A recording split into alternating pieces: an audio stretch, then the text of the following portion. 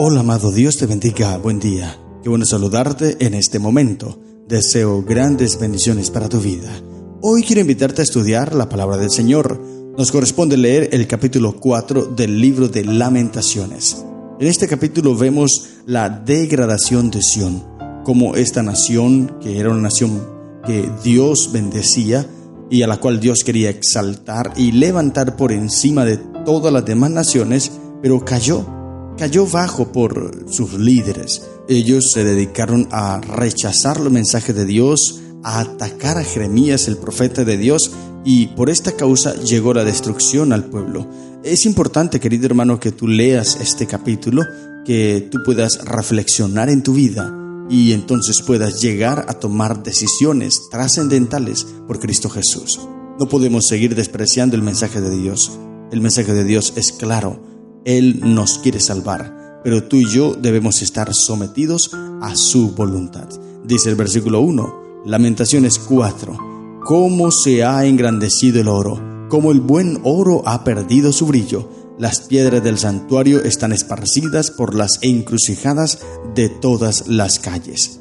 Haciendo referencia, el oro era el metal más precioso que había en aquel entonces, y el templo de Salomón fue construido algunas partes en oro. Por tal motivo era resplandeciente, era algo hermoso, esplendoroso.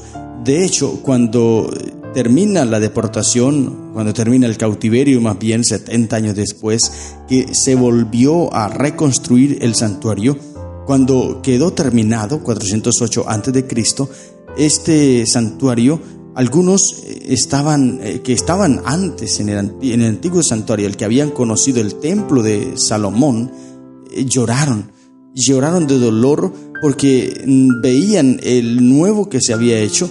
Era hermoso, sí, pero la gloria del anterior era diferente, era más brillante, era más perfecto, y por eso lloraron, porque no pudieron construir el mismo santuario. Ahora, los que estaban nuevos, que no habían visto el anterior, se alegraban, se regocijaban, porque no habían conocido el anterior. Entonces, ese santuario, ese templo de Salomón era hermoso, perfecto, pero ahora estaba regado, dice, los hijos de Sión, preciados y estimados más que el oro puro, cómo son tenidos por vasijas de barro, obra de manos de alfareros. Mira la degradación a la cual ha llegado el pueblo de Israel, la nación de Sión, Jerusalén. Eran tenidos como oro, metal precioso, pero ahora son tenidos por vasijas de barro. Estas vasijas eran comunes, eran muy económicas, porque era lo que más se utilizaba. Los arqueólogos han descubierto grandes hallazgos acerca de esto y se dan cuenta que este material era muy utilizado, muy común.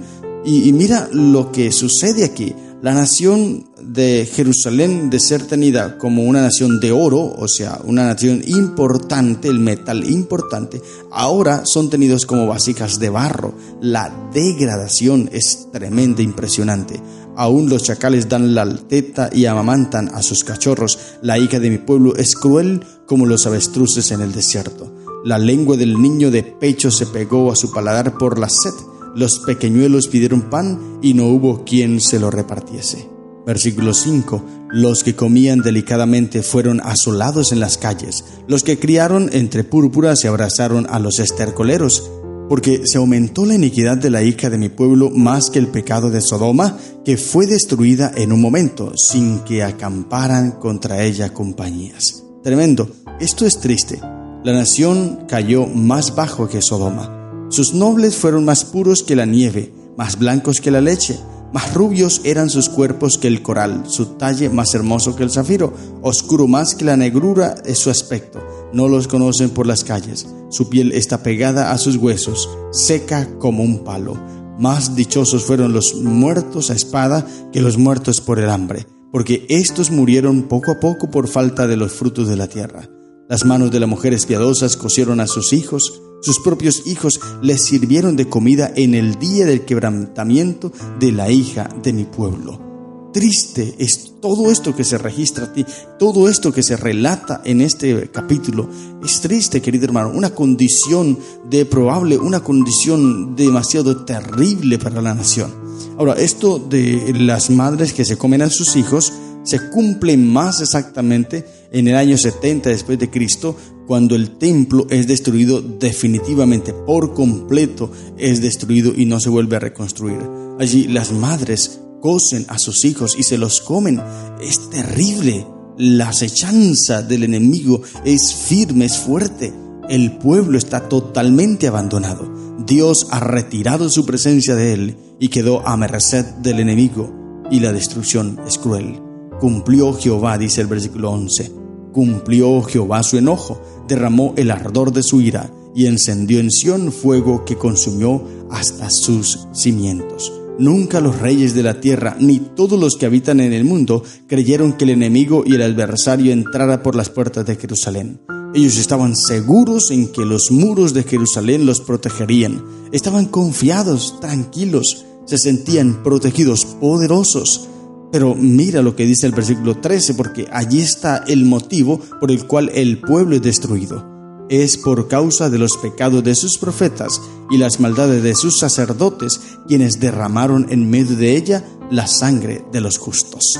Ellos son la principal causa de la destrucción, porque eran los líderes, eran los que debían conducir al pueblo hacia Dios, los sacerdotes, hombres que fueron escogidos por Dios, tomados por Dios para llevar en alto la batuta del evangelio, pero ellos se convirtieron al evangelio de Satanás porque empezaron a ser idólatras y enseñaban una religión totalmente diferente a la de Dios. Ellos se apartaron de los caminos del Señor y se fueron a atacar a Jeremías, el profeta de Dios. Mataron a Jeremías, dicen algunos comentadores, pero como lo he explicado en los capítulos finales de Jeremías, algunos piensan que Jeremías fue llevado a Babilonia y allí murió de forma natural, pero otros piensan que fue asesinado por el pueblo allí en Egipto.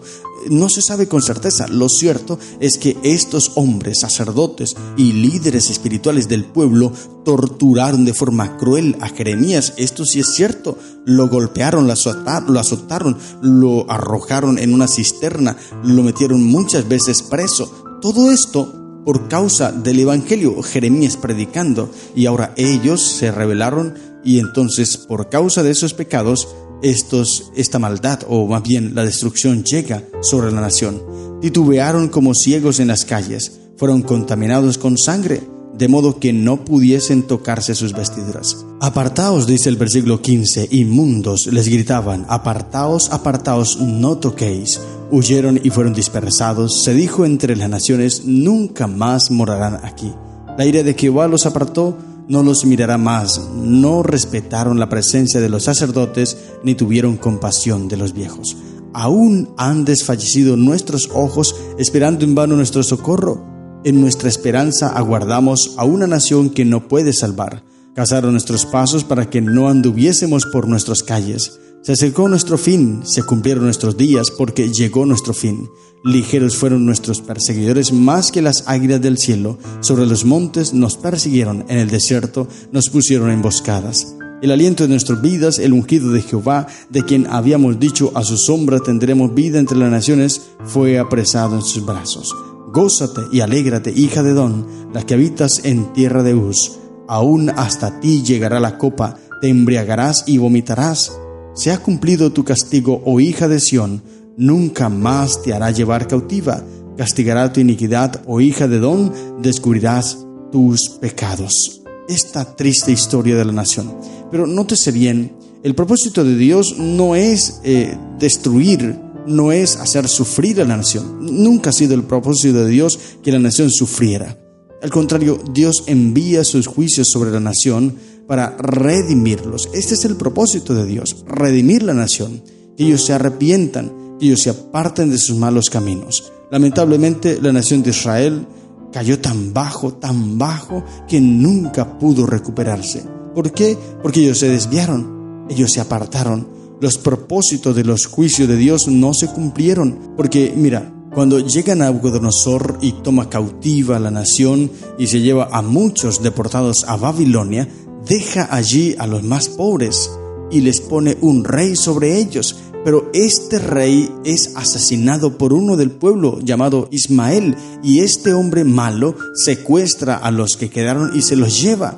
Pero se levanta otro hombre, Johanán, que aparentemente es un buen hombre, y destruye, mata a Ismael, y entonces lo que hace es llevarse a estos hombres, a todos los que quedaron allí, que Nabucodonosor dejó en Judea y Jerusalén, se los lleva hacia Egipto. Nótese bien, cuando Dios les había dicho que no fueran a Egipto, que se quedaran allí, pero Él se los lleva. Sin embargo, el mensaje de Dios llega por medio de Jeremías y los llama.